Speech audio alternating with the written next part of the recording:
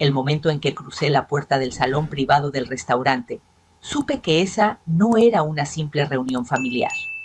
La mesa estaba demasiado ordenada, las luces demasiado blancas, y en el centro había una carpeta gruesa con documentos perfectamente alineados junto a una pluma elegante, que no era mía. A mi derecha, un hombre de traje ya estaba sentado con su laptop abierta. No miraba el menú, me miraba a mí. Mi nuera sonrió como si todo fuera normal. Solo venimos a hablar, mamá dijo. Pero cuando vi la palabra firma repetida en cada hoja, entendí algo terrible. Alguien había decidido que yo ya no era dueña de mi propia vida. Entré despacio con el bolso bien sujeto contra el pecho, como si ese gesto pudiera protegerme de lo que estaba a punto de pasar. El restaurante era uno de esos lugares tranquilos donde la gente va a celebrar aniversarios o a cerrar negocios importantes. Música suave, copas brillantes, silencio educado. Demasiado silencio. El tipo que llevaba el saco gris levantó la vista apenas unos segundos antes de volver a su pantalla. No se presentó, no hizo falta. Yo ya sabía quién era. Mi nuera estaba sentada al fondo de la mesa en la cabecera. Tenía la espalda recta, las manos cruzadas con calma, como si estuviera presidiendo una junta. A su lado estaba mi hijo Julián, con los hombros encogidos y la mirada perdida en el mantel blanco. Cuando me vio, levantó la cabeza y esbozó una sonrisa débil, de esas que no alcanzan a los ojos. «Mamá, gracias por venir», dijo mi nuera Clara con voz dulce. «Queríamos hablar contigo tranquilamente en familia». La palabra familia se quedó flotando en el aire pesada e incómoda. Me senté despacio sin quitarle los ojos de encima a la carpeta. Desde ese ángulo podía leer algunos títulos impresos en negritas Sesión Acuerdo Patrimonio. Sentí cómo se me cerraba la garganta. Y él pregunté, señalando al hombre del traje. Clara giró apenas la cabeza, como si se hubiera olvidado de presentarlo. Él es el licenciado Morales, nuestro abogado. Está aquí solo para orientarnos nada más. Solo para orientarnos. Así lo dijo, como si fuera algo casual, como si todos los días una sentara a su suegra frente a un abogado con documentos listos para firmar. Julián seguía sin decir nada. Conocía ese silencio. Lo había visto antes cuando era niño y sabía que algo estaba mal, pero no se atrevía a llevarme la contraria a nadie. Después de lo de mi papá, continuó Clara, pensamos que era importante poner todo en orden, para evitar problemas más adelante, ya sabes, por el bien de todos. Lo de mi papá. No dijo la muerte de tu esposo. No dijo nuestro duelo. Lo dijo como quien habla de un trámite pendiente. Sentí un pinchazo en el pecho. Hacía apenas unos meses que lo habíamos enterrado y aún me despertaba algunas noches buscándolo, con la mano olvidando por unos segundos que ya no estaba. El licenciado Morales cerró su laptop y empujó la carpeta hacia mí con un movimiento preciso. Señora, dijo con una voz ensayada, lo que tenemos aquí es un acuerdo familiar. La idea es redistribuir ciertos bienes para que todos estén cubiertos y no haya conflictos en el futuro. Abrí la carpeta con cuidado. Las hojas olían a tinta nueva. Todo estaba impreso, revisado, listo. Era evidente que no habían improvisado nada. Mis ojos recorrieron las líneas sin detenerse demasiado, pero entendí lo suficiente. Querían que firmara la cesión de la casa de las cuentas de prácticamente todo lo que mi esposo había dejado a mi nombre. ¿Redistribuir?, pregunté. ¿Según quién? Clara se inclinó un poco hacia adelante, con ese gesto que usaba cuando quería parecer comprensiva. Mamá, no se trata de quitarte nada, es solo compartir. Julián es tu hijo y nosotros también tenemos responsabilidades. Los niños, el futuro. Tú ya estás tranquila. Ya estás tranquila, como si mi vida ya estuviera terminada, como si por haber pasado los 60 ya no tuviera derecho a decidir. Tu papá siempre fue muy justo, añadió. Estoy segura de que si estuviera aquí, querría que pensáramos en la familia completa. Sentí un calor subir por mi cuello. Pensé en mi esposo, en cómo revisaba cada recibo, en cómo me decía siempre que no firmara nada sin leerlo 2 veces. Pensé en la última conversación que tuvimos sobre la casa, sobre dejar todo claro, por si algún día alguien intenta confundirte. No voy a firmar esto, dije al fin con voz baja pero firme. El cambio fue inmediato. La sonrisa de Clara se tensó. El licenciado Morales se acomodó en su silla. Julián levantó la vista alarmado. Mamá, empezó a decir mi hijo. Si no firmas, interrumpió el abogado, esto podría complicarse. Habría que ir a instancias legales, procesos largos, costosos. No creo que quieras pasar por eso. Clara suspiró exageradamente. Nadie quiere problemas, dijo. Pero tampoco es justo que te quedes con todo. La gente habla, mamá. No se vería bien. Ahí estaban las amenazas disfrazadas de preocupación, juicios, gastos, vergüenza. Me miraron como si yo fuera la egoísta, la obstinada. Sentí el pulso en los oídos, pero respiré hondo. Miré alrededor de la mesa uno por uno. Clara, el abogado, Julián. 2 personas más que apenas había notado sentadas al fondo, observando en silencio.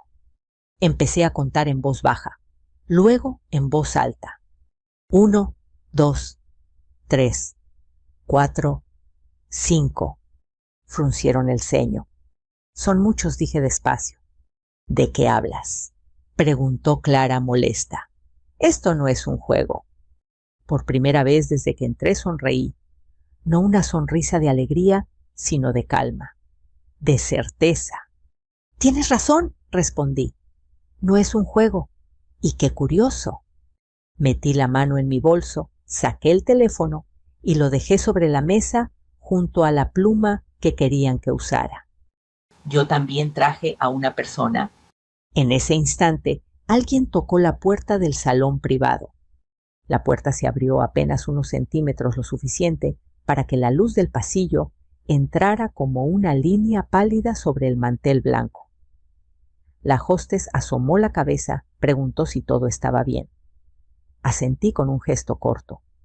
Todavía no era el momento, no aún.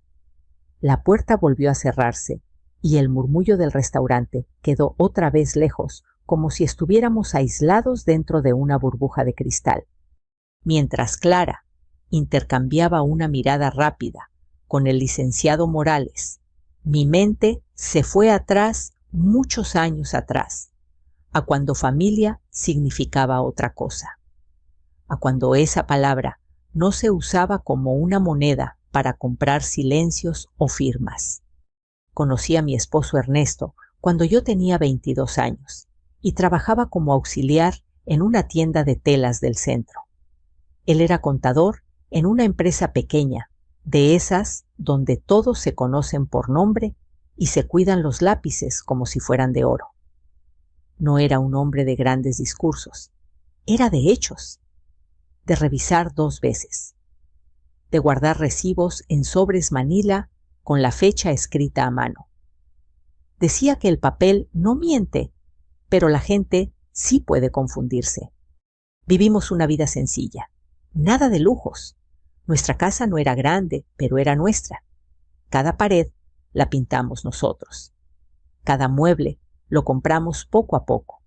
Cuando Julián nació, Ernesto abrió una libreta nueva y escribió en la primera página futuro. Ahí anotaba todo, desde el primer gasto del hospital hasta el dinero que guardaba por si acaso. A Julián lo criamos con reglas claras y abrazos suficientes. Nunca le faltó nada importante, pero tampoco le dimos todo lo que quería. Ernesto decía que aprender a esperar era una forma de respeto por uno mismo. Yo le enseñé a saludar, a mirar a los ojos, a no hablar con la boca llena. Éramos una familia normal, de domingos tranquilos de misa temprano y comida larga. Cuando Julián llevó a Clara por primera vez a la casa, me esforcé por recibirla con el corazón abierto. Era educada, sonriente, de esas personas que saben decir lo correcto en el momento justo. Me ayudó a poner la mesa, me llamó señora al principio y luego mamá, con una naturalidad que me desarmó. Pensé que mi hijo había tenido suerte. Pero con el tiempo empecé a notar cosas pequeñas, detalles que no sabía cómo nombrar. Clara siempre tenía prisa. Siempre estaba revisando el celular. Hablaba mucho de planes de crecer, de no quedarse atrás. Cuando Ernesto hablaba de ahorrar, ella sonreía con paciencia, como si escuchara a alguien de otra época. Ahora las cosas son diferentes, decía. Hay que moverse, invertir, aprovechar. Ernesto asentía, pero después en la cocina me decía en voz baja: moverse no es lo mismo que correr sin ver. Nunca discutían fuerte frente a mí, pero el aire se tensaba cuando hablaban de dinero. Yo lo sentía en la espalda como un frío leve. Julián en medio trataba de quedar bien con todos. Siempre fue así. Evitaba el conflicto como si fuera una enfermedad. Cuando Ernesto enfermó, todo se volvió más silencioso. Hospitales, citas listas. Clara venía, pero siempre con el reloj en la mano. Ernesto, aún débil, me pedía los documentos. Revisa que todo esté en orden, me dijo una noche con la voz cansada. No firmes nada sin preguntar. Si algún día te sientes presionada, no vayas sola. Pensé que exageraba. Pensé que hablaba desde el miedo. No imaginé que esas palabras se me quedarían grabadas como una alarma. Después vino su muerte, rápida e injusta, un vacío que no se llena con flores ni con pésames. En el velorio, Clara lloró fuerte, abrazó a quien se dejara, habló de lo buen padre y esposo que había sido Ernesto. Yo la miraba desde mi silla, con las manos entrelazadas, sintiendo una tristeza seca sin lágrimas. Al día siguiente del entierro, me preguntó si ya había visto los papeles. Así, sin rodeos. Dijo que era mejor no dejar cabos sueltos. Yo asentí todavía aturdida. No tenía fuerzas para discutir nada. Con el paso de las semanas, las llamadas se volvieron más frecuentes. Preguntas envueltas en preocupación, si ya había ido al banco, si sabía exactamente qué estaba a mi nombre, si no me sentía sola. Cada frase traía una sugerencia escondida. Cada sugerencia una prisa. Una tarde, revisando una caja vieja, encontré la libreta de Ernesto, la de futuro. Estaba llena de notas, fechas, nombres. En la última página había escrito un nombre y un número. Un abogado. Su abogado. El mismo que nos había ayudado con el testamento años atrás. Sentí un nudo en el estómago, como si Ernesto me hablara desde ese papel amarillento. Llamé. Me atendieron con respeto. Me dijeron que todo estaba claro, que yo era la heredera que no tenía obligación de firmar nada fuera de lo establecido. Me recomendaron cautela. Me recomendaron tiempo. Cuando le dije a Clara que había hablado con un abogado, su tono cambió. Ya no era dulce, era firme, casi molesto. No queremos pleitos, me dijo. Esto es en familia. Ahí entendí algo que me dolió aceptar para ella. Familia significaba control. Significaba decidir por mí. Significaba que mi silencio era más valioso que mi tranquilidad. Volví al presente, a la mesa demasiado limpia, a la carpeta abierta frente a mí. Clara me observaba, esperando que cediera. El licenciado Morales tenía los dedos listos para señalar dónde firmar. Julián seguía callado, atrapado entre la mujer que eligió y la madre que lo crió. Respiré hondo, pensé en Ernesto, en su libreta, en su voz. No estaba sola, nunca lo había estado. Y ahora, al otro lado de esa puerta cerrada, Alguien esperaba la señal para entrar. El silencio en la mesa se volvió espeso, casi pegajoso. Clara cruzó los brazos con impaciencia, como si mi pausa fuera una falta de respeto. El licenciado Morales revisó su reloj. Julián evitaba mirarme. Yo, en cambio, sentí una calma extraña, como la que llega justo antes de tomar una decisión que no tiene vuelta atrás. Mientras esperaba, mi mente volvió otra vez al pasado reciente, a los días que siguieron a la muerte de Ernesto.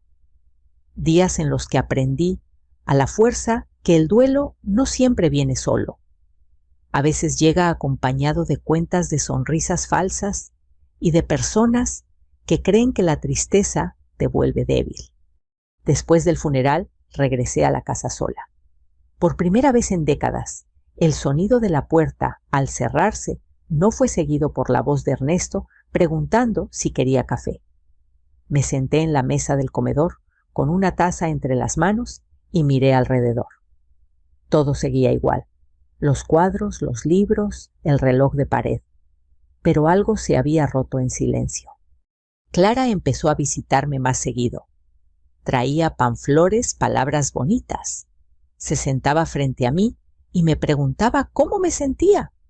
Yo le decía la verdad, cansada, confundida, triste.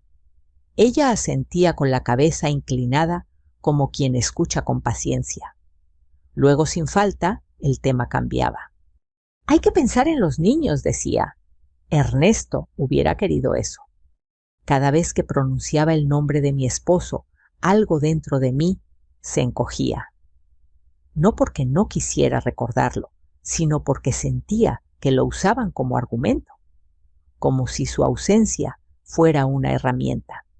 Una tarde me llevó unos papeles para que los fuera viendo. No eran tan claros como los del restaurante, pero ya hablaban de compartir, de reorganizar, de facilitar las cosas. Los dejé sobre la mesa y no los toqué. Esa noche llamé al abogado de Ernesto. Me explicó con calma que nadie podía obligarme a firmar nada, que cualquier presión debía tomarse en serio. Me pidió que anotara todo, que guardara mensajes, correos, llamadas. Empecé a hacerlo sin decirle a nadie. Un cuaderno pequeño, escondido en el cajón donde guardaba las servilletas buenas. Fechas, horas, frases textuales. Al principio me sentí ridícula, como si estuviera exagerando. Pero luego, al releer, vi un patrón. Siempre la misma idea: urgencia, culpa, miedo. Cuando Clara se dio cuenta de que yo no avanzaba como ella esperaba, dejó de venir tan seguido. Las llamadas se volvieron más cortas, más directas. Esto se puede poner feo, me dijo una noche. Y yo no quiero eso para ti. Esa frase se me quedó grabada. Para ti. No dijo para nosotros, no dijo para la familia. Era una advertencia envuelta en preocupación. Volví al presente cuando Clara carraspeó. Mamá, no tenemos todo el día, dijo. Solo queremos que seas razonable. Lo estoy siendo, respondí. El licenciado Morales intervino con voz profesional. Señora, negarse a firmar podría llevar a un proceso largo, costoso, público. No creo que quiera exponer su vida privada. Exponer. Otra palabra clave. Vergüenza. Miedo. Me miraban esperando que eso me quebrara. Pensé en mi edad, en cómo muchas personas asumen que una mujer mayor prefiere evitar conflictos a toda costa, que firmará con tal de volver a casa en paz. No me conocían tan bien como creía. Tomé la carpeta y la cerré con cuidado. La deslicé de regreso hacia el centro de la mesa. No voy a firmar hoy, dije. Ni mañana. Clara apretó los labios. Entonces tendremos que tomar otras medidas. Haz lo que tengas que hacer, respondí. Yo también. Fue entonces cuando mi teléfono vibró suavemente sobre la mesa. Un mensaje corto, 2 palabras. Ya voy. Sentí un leve temblor en las manos, pero no de miedo, de anticipación. Clara notó el movimiento. ¿Esperas a alguien?, preguntó con una sonrisa que ya no era amable. Sí, no añadí nada más. No hacía falta. El silencio volvió a caer, esta vez más tenso. Julián me miró por fin con los ojos abiertos, como si recién se diera cuenta de que algo se le estaba escapando de las manos. «Mamá», susurró. Lo miré con ternura. Vi al niño que fue, al hombre que ahora dudaba. «Tranquilo», le dije, «todo va a estar claro». Unos segundos después se escucharon pasos al otro lado de la puerta, firmes, seguros, el tipo de pasos que no dudan. El licenciado Morales se acomodó en su asiento incómodo. Clara frunció el ceño. La puerta se abrió de nuevo. Esta vez no fue la hostess. La mujer que entró al salón no levantó la voz ni hizo un gesto exagerado. No necesitó hacerlo. Llevaba un saco azul marino sencillo, bien planchado, y una carpeta bajo el brazo. Su cabello canoso estaba recogido con pulcritud y caminaba con esa seguridad tranquila que solo tienen las personas que saben exactamente por qué están ahí. «Buenas tardes», dijo. «Disculpen la interrupción». Clara se quedó inmóvil. El licenciado Morales fue el primero en reaccionar. «¿Quién es usted?», preguntó con un tono que pretendía autoridad. La mujer me miró primero a mí buscando confirmación. Asentí. «Soy la licenciada Elena Rojas», respondió. «Abogada de la señora. Y también fui la abogada del señor Ernesto durante muchos años». El nombre cayó como una piedra en el agua. Vi cómo Clara parpadeó sorprendida y cómo Julián se enderezó en la silla. El licenciado Morales frunció el ceño y abrió la boca para decir algo, pero Elena continuó con una calma imperturbable. Me dijeron que aquí se estaba intentando firmar un acuerdo relacionado con la herencia del señor Ernesto sin la debida representación legal de la heredera. Colocó su carpeta sobre la mesa con cuidado y se sentó a mi lado sin pedir permiso. El gesto fue simple, pero poderoso. Ya no estaba sola frente a ellos. Ya no era una mujer mayor enfrentándose a una mesa llena de intenciones ocultas. «Esto es una reunión familiar», dijo Clara, recuperando la compostura. «No veo por qué». «Porque cuando hay documentos legales y abogados presentes», la interrumpió Elena, «deja de ser solo una reunión familiar». El licenciado Morales carraspeó. «Con todo respeto, licenciada, estamos explorando opciones. Nada se ha firmado aún».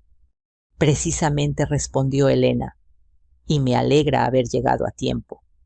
Abrió su carpeta y sacó varios documentos. Reconocí algunos de inmediato: copias del testamento, registros notariales, fechas, sellos. Todo aquello que Ernesto había preparado con paciencia. «El testamento del señor Ernesto fue validado», continuó. «Establece claramente que su esposa es la única heredera de sus bienes personales. Cualquier intento de redistribución requiere su consentimiento libre, informado y sin presión». Miró directamente a Clara. «Y presionar a una persona para que firme bajo amenaza puede invalidar cualquier acuerdo». El silencio se volvió denso. Clara cruzó las manos con fuerza. Julián miraba los papeles confundido. «Esto no es presión», dijo Clara. «Solo estamos pensando en el futuro de la familia». Elena ladeó la cabeza. Incluyendo amenazas de juicios, exposición pública y aislamiento familiar. Clara abrió la boca, pero no respondió. El licenciado Morales bajó la mirada hacia sus notas. Por primera vez, desde que entré al salón, sentí que la balanza se inclinaba.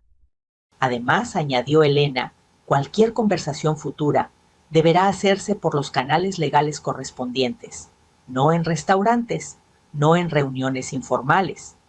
Se volvió hacia mí. «¿Desea continuar esta conversación hoy?». Negué con la cabeza. No dije. Ya dije todo lo que tenía que decir. Clara se levantó ligeramente de su silla. «Esto no se queda así», advirtió con la voz tensa. «No pueden impedirnos buscar lo que es justo». Elena cerró su carpeta con suavidad. «Buscar justicia y ejercer presión no son lo mismo», respondió. «Pero están en su derecho de consultar a quien deseen. A partir de ahora, cualquier comunicación deberá pasar por mi oficina». Nos levantamos. Sentí las piernas firmes ancladas al suelo.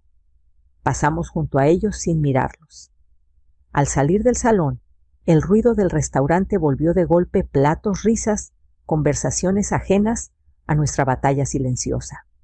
Caminamos juntas hasta la salida. Afuera el aire me golpeó el rostro como un recordatorio de que el mundo seguía girando. «Gracias», le dije a Elena. «Llegaste justo a tiempo». Ella sonrió apenas.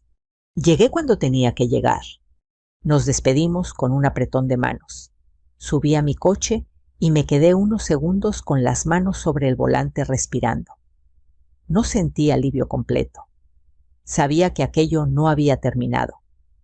Clara no era de las que aceptan un no sin intentar otra jugada. Y no me equivoqué. Los días siguientes fueron tranquilos en apariencia, demasiado tranquilos. No hubo llamadas, no hubo mensajes. Pensé por un momento que tal vez la presencia de Elena había puesto un alto definitivo. Pero una mañana, al revisar el correo, encontré una carta que no reconocí. Un aviso del banco. Algo sobre movimientos inusuales. El estómago se me encogió. Llamé de inmediato. Me dijeron que alguien había intentado acceder a una de mis cuentas con información incompleta, que no se había concretado nada, pero que era mejor cambiar contraseñas y revisar autorizaciones. Colgué con las manos frías. Pensé en Clara, en su advertencia, en su mirada. Esa noche revisé cada documento, cada poder, cada firma. Elena tenía razón. Cuando no pueden mover tu corazón, intentan mover tu dinero. Y esta vez ya no se trataba solo de proteger un patrimonio, se trataba de proteger mi nombre. No dormí bien esa noche. Cada ruido de la casa me despertaba como si de pronto el silencio se hubiera vuelto sospechoso. Me levanté antes del amanecer y preparé café, el mismo de siempre, pero sabía distinto. Amargo. Me senté en la mesa donde Ernesto y yo habíamos pasado tantas mañanas leyendo el periódico en silencio y abrí mi cuaderno, el de las notas, el que nunca pensé que necesitaría.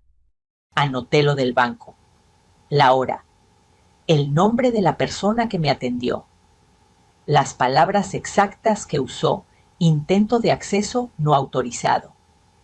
Cerré el cuaderno y respiré hondo. No era paranoia, era prudencia. Llamé a Elena en cuanto el reloj marcó las 9. Contestó al segundo timbrazo. «Ya empezó», le dije sin rodeos. No hizo preguntas innecesarias. Me dio instrucciones claras: cambiar todas las contraseñas, activar verificaciones, revisar si existía algún poder antiguo que pudiera usarse en mi contra. Me habló con la misma calma con la que uno explica cómo cerrar bien una puerta antes de salir. Ese mismo día fuimos juntas al banco. Vi los gestos de los empleados cambiar cuando Elena mostró su identificación. Las cosas se movieron rápido después de eso. Bloqueos, alertas, copias de movimientos. Me sentí extraña, como si estuviera aprendiendo a defenderme en un idioma que nunca quise hablar. Al salir, Elena me miró con seriedad. «Esto ya no es solo presión familiar», dijo. «Esto es un intento». Asentí. Lo sabía, pero escucharlo en voz alta hizo que todo se volviera más real. Las semanas siguientes fueron una mezcla de calma tensa y pequeñas señales. Un vecino me comentó que una mujer había preguntado por mí, diciendo que era familia. Una llamada perdida de un número desconocido. Un correo electrónico que parecía oficial, pero no lo era del todo. Cada detalle lo anotaba. Cada cosa la compartía con Elena. Clara no me llamó, no me escribió. Era como si hubiera desaparecido. Pero yo sabía que no era rendición, era estrategia. Una tarde, al regresar del mercado, encontré a Julián sentado en la sala. No había avisado. Se levantó al verme nervioso. Mamá dijo, necesitamos hablar. Lo invité a sentarse, le ofrecí café. Rechazó con un gesto. Clara está muy afectada. Empezó. Dice que esto se está saliendo de control. Lo miré con paciencia. ¿Y tú qué piensas? Bajó la mirada. No lo sé. Solo quiero que todo vuelva a estar bien. Sentí una punzada de tristeza. Volver a estar bien implicaba para él que yo cediera, que firmara, que todo siguiera como antes, aunque eso significara perder mi seguridad. Hijo, le dije, estar bien no es lo mismo que estar callada. Suspiró. Ella dice que tú no confías en nosotros. Confianza no es lo mismo que obediencia, respondí. Y respeto no se exige, se demuestra. Julián no respondió. Se levantó, me abrazó con torpeza y se fue. Lo vi alejarse por la ventana con los hombros caídos. Me dolió, pero no dudé. 2 días después, llegó la notificación oficial. Una solicitud para revisar el testamento. No era una demanda formal, pero era el primer paso. Clara había decidido ir por el camino largo. Elena sonrió cuando la leyó. Es justo lo que esperaba. Preparamos todo. Documentos, registros, notas. Cada intento de contacto, cada mensaje ambiguo. Todo formaba un hilo claro. Una historia que ya no podían negar. La audiencia fue fijada para unas semanas después. El edificio era frío e impersonal. Pasillos largos, bancos duros. Me senté con Elena, las manos entrelazadas, observando cómo Clara entraba con su abogado. Vestía impecable. Sonreía poco. Julián caminaba detrás como una sombra. Cuando comenzó la revisión, todo fue ordenado casi aburrido. Fechas, firmas, sellos. Elena habló con precisión.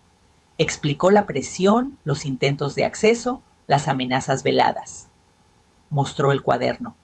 Mi cuaderno. Nunca pensé que esas páginas escritas a mano serían tan importantes. Clara negó todo. Dijo que había sido un malentendido, que solo querían ayudar, que yo estaba exagerando. Entonces llegó el momento que no esperaba. El representante del banco presentó el registro de intentos fallidos. Fechas, horas, direcciones, todo coincidía con los días en que Clara había desaparecido. El silencio en la sala fue absoluto. Julián levantó la cabeza lentamente y miró a su esposa. No dijo nada. No tenía que hacerlo. La sesión terminó sin un fallo inmediato, pero con una advertencia clara. Cualquier nuevo intento sería considerado serio, muy serio. Al salir, Clara pasó junto a mí sin mirarme. Su perfume quedó en el aire unos segundos. Julián se detuvo. Perdón, dijo en voz baja. No supe si se disculpaba conmigo o consigo mismo. Volví a casa cansada, pero extrañamente ligera. Sabía que aún faltaba, pero también sabía algo más importante. Ya no tenía miedo. Esa noche, antes de dormir, abrí la libreta de Ernesto. Pasé las páginas con cuidado. En la última, debajo del nombre del abogado, había una frase que nunca había notado. La calma también es una forma de fuerza. Sonreí en la oscuridad. Tenía razón, siempre la tuvo. El tiempo, entre una audiencia y otra, se estiró como un hilo tenso. No pasaba nada visible, pero yo sentía que todo se estaba acomodando por debajo de la superficie como las placas de la tierra antes de un temblor. Seguí con mi rutina. Iba al mercado, los jueves regaba las plantas por la mañana, hablaba con mi vecina sobre el clima. Desde fuera, mi vida parecía exactamente igual. Por dentro, cada día era un ejercicio de atención. Elena me pidió que no respondiera a ningún intento de contacto directo. Todo debía pasar por ella. Yo obedecí. No porque tuviera miedo, sino porque entendí algo que Ernesto siempre repetía: cuando alguien insiste en hablar fuera del papel, es porque el papel no le conviene. Aún así, los intentos continuaron. Llegaron de formas más sutiles. Una prima lejana llamó para saber cómo estaba. Un conocido de la familia comentó en la iglesia que había escuchado rumores sobre problemas por dinero. Nada concreto. Todo diseñado para incomodar, para hacerme sentir observada. Una tarde encontré un sobre debajo de la puerta. No tenía remitente. Dentro había una copia borrosa de un documento antiguo, uno que Ernesto y yo habíamos firmado años atrás cuando Julián era joven. Un poder limitado que ya no tenía validez, pero que alguien estaba intentando usar como amenaza silenciosa. Sentí rabia, pero también claridad. Ya no se trataba de convencerme, se trataba de desgastarme. Llamé a Elena de inmediato. Me pidió que no tocara nada más y que guardara el sobre en una bolsa. Esa misma noche pasó por la casa. Esto confirma lo que ya sabíamos, dijo revisando el papel. Están buscando grietas. No voy a ceder, respondí, pero estoy cansada. Elena me miró con atención. Cansarse no es perder, dijo. Perder es firmar por agotamiento. Asentí. Tenía razón. Pensé en todas las mujeres de mi edad que habían firmado cosas que no entendían solo para evitar conflictos. Pensé en cuántas veces nos enseñaron a ser razonables, incluso cuando nos estaban quitando algo. La siguiente audiencia fue más directa. Esta vez no solo se revisó el testamento, sino también los intentos posteriores de acceso a mis cuentas y documentos. El juez escuchó con atención. Elena presentó todo con un orden casi quirúrgico. Yo declaré con la voz firme, aunque sentía el pecho apretado. Cuando me preguntaron cómo me había sentido durante esos meses, dije la verdad. Como si me estuvieran empujando lentamente hacia una esquina, respondí. No con gritos, sino con silencios. Clara también habló. Dijo que nunca tuvo mala intención, que todo se había malinterpretado, que yo estaba muy sensible por la pérdida. Usó palabras suaves, pero su tono era frío. Cuando terminó, el juez le hizo una pregunta simple. ¿Por qué no acudieron desde el inicio por la vía legal? Clara dudó. Su abogado intervino, pero ya era tarde. Esa duda lo dijo todo. Días después llegó la resolución. No fue un escándalo. No hubo castigos espectaculares. Fue algo más efectivo. El juez confirmó la validez del testamento, rechazó cualquier intento de redistribución forzada y emitió una orden clara: ningún contacto directo conmigo, ninguna gestión sobre mis bienes sin representación legal, ninguna insinuación encubierta. Además, recomendó que cualquier documento antiguo fuera invalidado oficialmente para evitar usos indebidos. Cerró puertas, cerró caminos. Cuando Elena me dio la noticia, sentí un peso caer de los hombros. No era alegría, era descanso. Julián me llamó esa noche, no para hablar de papeles, para hablar de nosotros. Mamá dijo, no supe verte. Guardé silencio unos segundos. Aprender a ver también duele, respondí. Pero nunca es tarde. No hablamos mucho más. No hacía falta. Algunas conversaciones no arreglan todo, pero abren espacio. Con Clara no volví a cruzar palabra. Su ausencia se volvió definitiva. Los rumores se apagaron poco a poco. La gente siempre encuentra algo nuevo de qué hablar. Volví a caminar sin mirar sobre el hombro. Volví a dormir sin sobresaltos.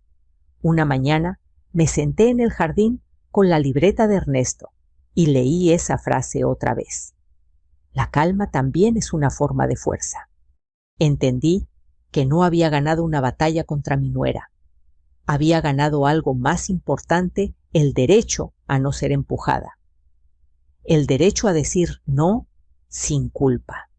A veces proteger lo que es tuyo no te hace dura, te hace honesta. Y eso nadie puede firmarlo por ti.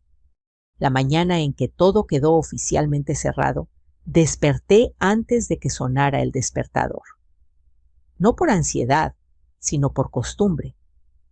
Abrí la ventana de la recámara y dejé que entrara el aire fresco.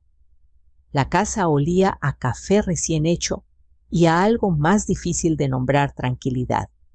Elena me había llamado la noche anterior para confirmar que no quedaban recursos pendientes, que la resolución era definitiva. Me lo dijo con la misma voz serena con la que siempre me habló, pero esta vez noté un matiz distinto. Satisfacción profesional sí, pero también respeto. Como si en el fondo supiera que aquella historia no era solo un expediente más. Me senté en la mesa del comedor con la libreta de Ernesto frente a mí. La abrí por última vez despacio, como se abre un álbum de fotos. Pasé las páginas llenas de números, fechas, notas pequeñas, escritas con su letra ordenada. Cada trazo era un recuerdo. Cada cifra, una decisión tomada pensando en proteger, no en acumular.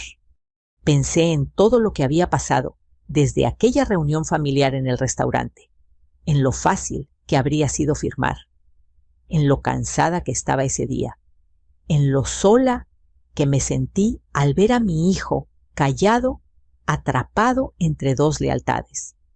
Firmar habría terminado con todo, al menos en apariencia. Pero también habría terminado conmigo. A veces creemos que la paz se compra cediendo, que callar es lo mismo que ser generosa, que evitar el conflicto es una virtud. Yo misma lo creí durante muchos años. Me educaron así. A muchas mujeres de mi generación nos enseñaron a no incomodar, a no preguntar, de más a confiar. Confiar no fue el error. El error fue pensar que la confianza exige renunciar a uno mismo. Julián vino a verme ese fin de semana. Llegó sin avisar como cuando era joven. Traía pan dulce y una expresión distinta. Se sentó frente a mí y por primera vez en mucho tiempo no parecía estar apurado. He pensado mucho, me dijo, en papá, en ti, en todo. Asentí, lo dejé hablar. No supe poner límites, continuó. Creí que evitar el conflicto era lo correcto. Pero ahora entiendo que también fue una forma de dejarte sola. No lo interrumpí. Vi en sus ojos algo que no había visto antes: responsabilidad. No te pedí que eligieras, le respondí, solo que no te escondieras. Se quedó en silencio. Luego me tomó la mano como cuando era niño. Quiero aprender a hacerlo mejor. Sonreí. No porque todo estuviera arreglado, sino porque ese deseo era un comienzo. De Clara no supe más. Su nombre dejó de aparecer en conversaciones, en rumores, en mensajes indirectos. A veces al pasar frente a un espejo, me preguntaba si ella alguna vez se detuvo a pensar en lo que intentó hacer, si entendió que no todo se gana presionando. No lo sé, y aprendí que no necesito saberlo. Lo que sí sé es esto: el miedo se alimenta del silencio. Y el silencio se rompe cuando alguien decide hablar con calma. Hoy mi vida no es muy distinta de la que tenía antes. Sigo yendo al mercado los jueves. Sigo regando las plantas por la mañana. Sigo guardando recibos en sobres como me enseñó Ernesto. Pero algo cambió por dentro. Camino más derecha. Respiro más hondo. Digo no sin justificarme tanto. Si estás escuchando esta historia y sientes un nudo en el estómago, si alguien cercano te está pidiendo por las buenas algo que no te parece justo, quiero que sepas algo: proteger lo que es tuyo, no te convierte en una mala madre, una mala suegra, una mala persona. Te convierte en alguien consciente.